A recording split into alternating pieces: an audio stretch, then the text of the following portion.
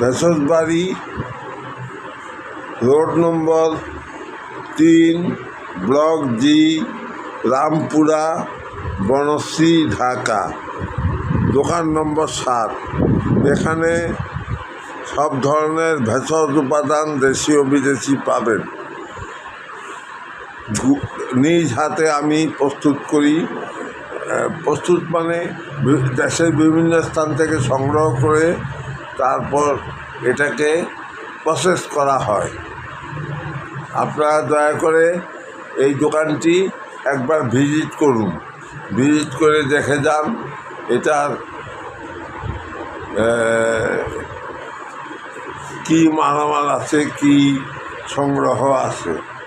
দয়া করে আপনারা আসুন, দেখে যান। এটাই আপনাদের কাছে অনুরোধ রইল।